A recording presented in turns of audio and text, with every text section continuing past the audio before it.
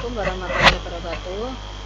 Selamat pagi anak-anak sekalian. Selamat berjumpa kembali dengan saya Ibu Sumarsini pada pelajaran ilmu pengetahuan sosial.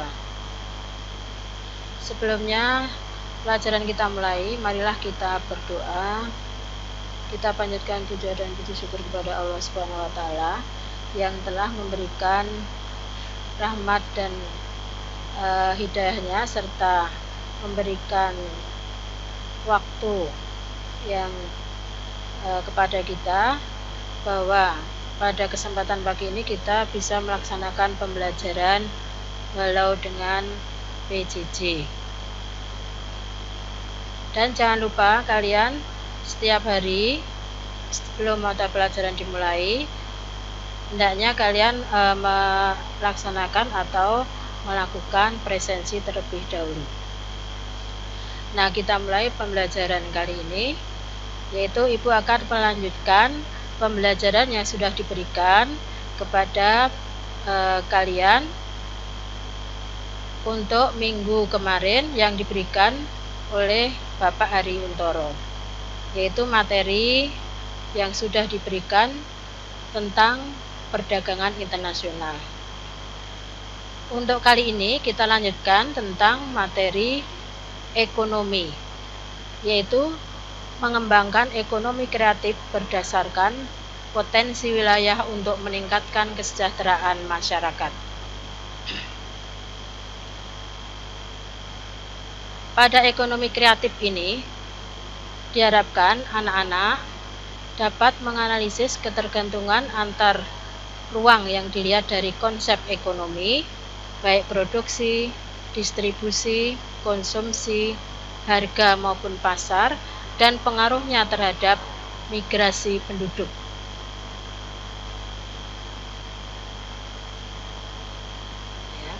Kemudian indikator pada ekonomi kreatif, yaitu yang pertama menjelaskan peran kreativitas dalam kegiatan ekonomi. Kemudian yang kedua, mengidentifikasi ruang lingkup industri kreatif. Yang ketiga, menjelaskan strategi pengembangan ekonomi kreatif berdasarkan potensi wilayah untuk meningkatkan kesejahteraan masyarakat. Materi yang akan kita bahas yaitu yang pertama adalah peran kreativitas dalam kegiatan ekonomi.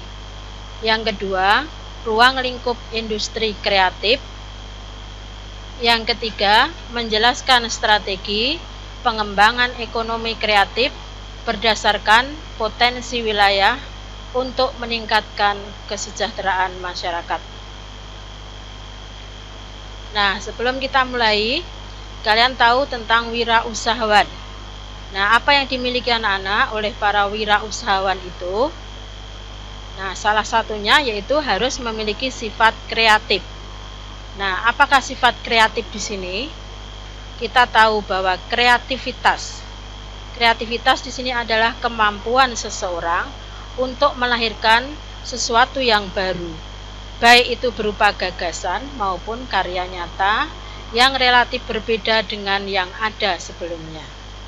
Nah, sehingga di sini wirausahawan dituntut untuk memiliki sikap kreatif sehingga akan bisa menghasilkan suatu karya baru yang merupakan inovasi baru setelah muncul kreativitas tersebut.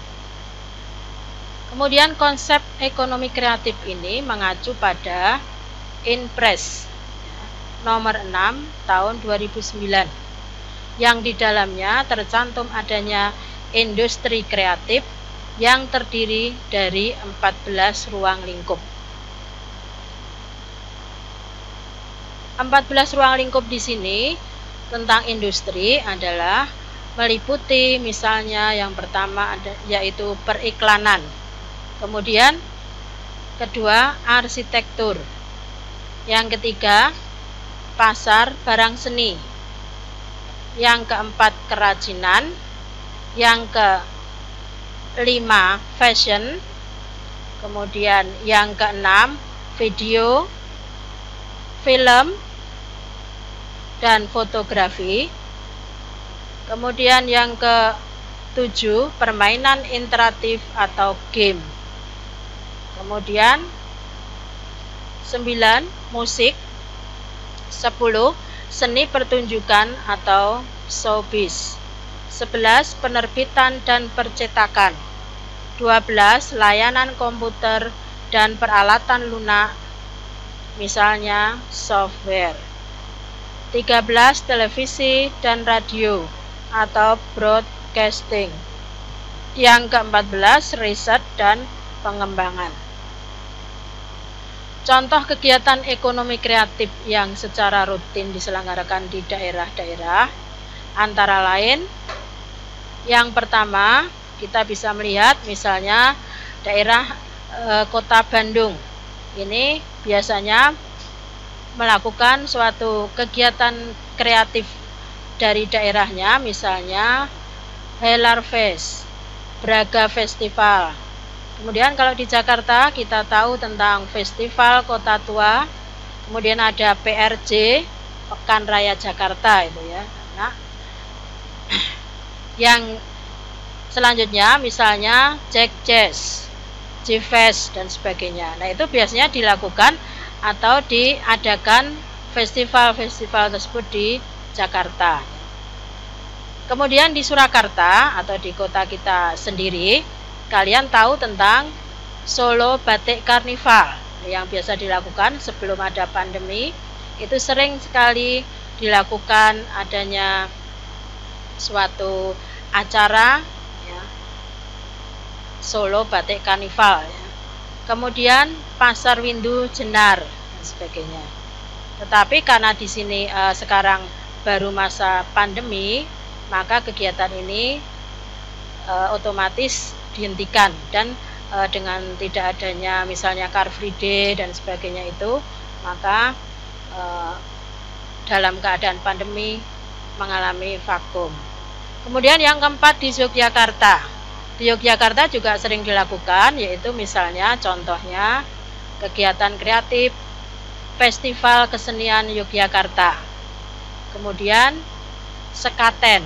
Nah, Sekaten ini juga bisa dilakukan selain di Jogja, juga di Solo atau di Surakarta.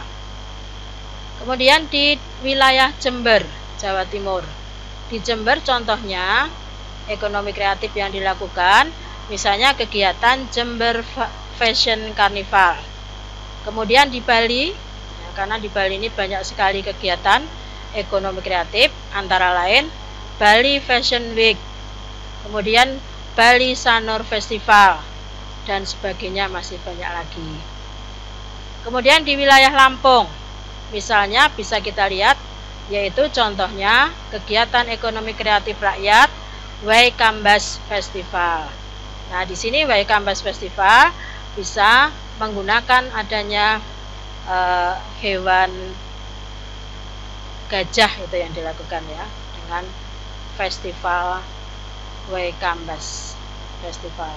Kemudian 8, misalnya di Palembang, contohnya Festival Musi. Jadi kegiatan ekonomi kreatif yang dilakukan di Palembang, karena di sana terdapat sungai yang besar, yaitu dilakukan kegiatan ekonomi kreatif, terutama mereka menggunakan fungsi sungai, misalnya dengan adanya perlombaan ini ya, dengan perahu. Nah, itu salah satunya adalah Festival Musi. Nah, dari contoh-contoh kegiatan ekonomi kreatif yang secara rutin diselenggarakan, ini sebagai contoh sebelum masa pandemi, kalian bisa memberikan contoh-contoh yang lain ya, yang masih banyak lagi terdapat di beberapa daerah di Indonesia ini. Kemudian strategi pemerintah untuk meningkatkan ekonomi kreatif, antara lain yang pertama yaitu menyiapkan insentif untuk memacu pertumbuhan industri kreatif berbasis budaya. Nah, insentif di sini meliputi yang pertama yaitu perlindungan produksi budaya. Kemudian yang kedua, kemudahan memperoleh dana pengembangan untuk mengembangkan budaya tentunya ya. Yang ketiga yaitu fasilitas pemasaran dan promosi. Jadi promosi budaya bisa dilakukan misalnya dengan melakukan promosi ke luar negeri, ya, agar orang-orang luar negeri bisa tertarik terhadap budaya Indonesia sehingga mereka akhirnya berbondong-bondong melakukan wisata ataupun sebagai turis internasional, ya, yang mana ini akan mengangkat adanya citra budaya Indonesia di mancanegara atau di luar negeri. Yang keempat yaitu pertumbuhan pasar domestik dan pasar internasional. Itu adalah insentif yang dilakukan untuk meningkatkan atau memacu pertumbuhan kreatif berbasis budaya.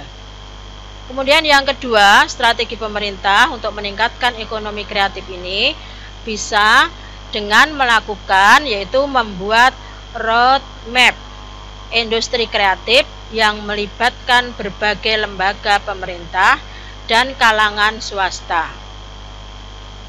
Nah, yang ketiga yaitu membuat program komprehensif untuk menggerakkan industri kreatif melalui pendidikan, pengembangan sumber daya manusia, desain, mutu, dan pengembangan pasar. Strategi yang ketiga yaitu antara lain pemerintah meningkatkan ekonomi kreatif dengan memberikan perlindungan hukum dan insentif bagi karya industri kreatif. Nah, contohnya di sini dengan perlindungan terhadap hak kekayaan intelektual atau HKI, ya. Hak kekayaan intelektual ini antara lain adalah buku, tulisan drama, tari, koreografi, kemudian karya seni rupa, lagu atau musik maupun arsitektur. Nah, ini perlu diberikan adanya perlindungan terhadap hak kekayaan intelektual sehingga tidak mudah dibajak ataupun ditiru oleh orang lain. Kemudian yang lain yaitu membentuk Indonesia Creative Council yang menjadi jembatan untuk menyediakan fasilitas bagi para pelaku industri kreatif. Nah, inilah strategi pemerintah untuk meningkatkan kreativitas bagi bangsa Indonesia ataupun terutama rakyat yang mempunyai andil dalam meningkatkan budaya bangsa. Kemudian upaya Kementerian Perdagangan dalam upaya pengembangan ekonomi kreatif yaitu antara lain yang pertama adalah mengembangkan database ekonomi kreatif Indonesia yang didukung dengan teknologi informasi. Kemudian yang kedua, peningkatan penggunaan teknologi melalui program kemitraan. Nah, yang ketiga yaitu Pekan Produk Kreatif Indonesia atau disingkat PPKI. Yang keempat yaitu adanya festival ekonomi kreatif. Nah, contohnya festival-festival yang sudah dilaksanakan di berbagai wilayah di Indonesia. Kemudian yang kelima misalnya wahana kreatif. Yang keenam, peningkatan jangkauan dan efektivitas pemasaran. Kemudian yang ketujuh, riset ekonomi kreatif dan fasilitas pemberian insentif yang mendukung munculnya inovasi. Kemudian kedelapan yaitu fasilitas kegiatan yang mendorong lahirnya insan kreatif dan entrepreneur kreatif baru. Yang terakhir yaitu menciptakan identitas lokal dengan tingkat 1 dan tingkat 2 serta identitas nasional. Nah, disinilah perlunya ya menciptakan identitas lokal yaitu untuk mengembangkan budaya, terutama pengembangan ekonomi kreatif dalam hal kebudayaan sehingga akan bisa dikenal di luar negeri atau di mancanegara. Nah, inilah yang mengakibatkan bangsa Indonesia akhirnya namanya bisa didengar ataupun terkenal di luar negeri. Demikianlah untuk keterangan tentang ekonomi kreatif yang Ibu berikan pada pertemuan kali ini, dan pada pertemuan minggu yang akan datang bisa kita lanjutkan untuk materi selanjutnya. Nah, sekian anak-anak, bisa kalian simak dari video ini. Kemudian selain itu silahkan kalian membuka buku modul yang sudah diberikan oleh Bapak Ibu Guru, wali kelas, dan jangan lupa juga membuka buku paket yang sudah kalian miliki dengan meminjam dari perpustakaan. Nah, silahkan kalian banyak membaca dan bisa kalian bandingkan serta kalian bisa mengambil contoh-contoh maupun hikmah yang sudah kalian berikan dari materi terutama bidang ekonomi, yaitu tentang ekonomi kreatif. Sekian keterangan dari Ibu.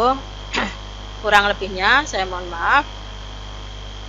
Sebelumnya jangan lupa jaga kesehatan ya, walaupun kamu belajar di rumah tetap harus semangat dan menjaga kesehatan maupun imun kalian masing-masing dengan cara kalian jangan lupa untuk berolahraga, kemudian rajin menjaga tubuh kalian, jangan lupa selalu mencuci tangan, kemudian kalau setelah bepergian, kemudian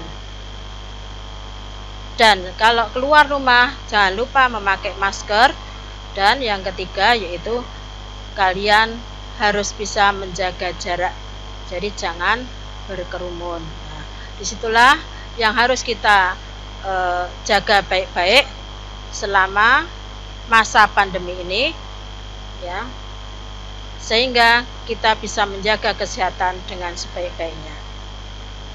Akhirul kalam, wassalamualaikum warahmatullahi wabarakatuh.